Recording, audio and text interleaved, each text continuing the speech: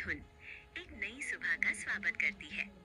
हर इंसान अपनी रोजी रोटी की तलाश में घर से बाहर निकल पड़ता है। कोई खेतों में पसीना बहाने जाता है, तो कोई जंगल से लकड़ी काट कर बेचने का काम करता है, तो कोई मजदूरी का काम करता है। कोई अपनी गायों को खेत में चराने ले जाता है, तो कोई गांव के मोड़ पर अपनी छोटी सी दुकान खोलकर एक नए दिन की शुरुआत करता है। गांव की दूसरी तरफ नंद किशोर नाम का एक आदमी रहता है। वो बिस्तर पर आराम से सोया हुआ है। वहीं एक तरफ उसकी पत्नी चूल्हे पर पानी गर्म कर रही है और आग से अपना हाथ सेक रही है, ज्यादा ठंड की वजह से।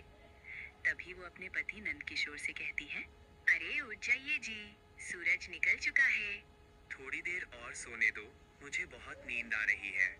अरे नहीं जी, जल्दी उठिए, आपको काम पर भी तो जाना है। तभी वो उठ जाता है और कहता है, ये ठंड भी जाने का नाम नहीं ले रही। ये भी हम गरीबों की दुश्मन बनी हुई बैठी है, जाने का नाम ही नहीं ले रही।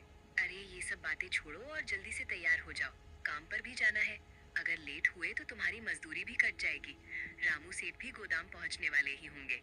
तुम तैयार हो जाओ और जाने से पहले कुछ खा लेना, काम करने के लिए शक्ति मिलेगी। है क्या खाने के लिए जिससे मुझे शक्ति मिलेगी? वही रात की बची हुई सूखी रोटियां और चीनी है। चीनी तो बड़ी मीठी होती है, लेकिन भगवान जी हमारी जिंदगी में मिठास लिखना ही भूल गए। अरे जी, आप ऐसा क्यों बोलते हो? सबका ऐसा दिन आता है। अब भगवान पर विश्वास रखिए, जल्दी ही हमारे भी मिठास भरे अच्छे दिन आएंगे। नंद किशोर तैयार हो जाता है और रात की बची हुई सूखी रोटी और चीनी खाने लगता है और खाकर गोदाम की तरफ निकल जाता है। वो वहां पहुंच जाता है और वहीं बाहर उसे कुछ मजदूर दिखाई देते हैं और उससे कहते हैं, अरे भाई, इतनी देर से आ रहे हो, अब तक तुम कहाँ थे? हमने तो अपना आधा काम भी पूरा कर लिया है।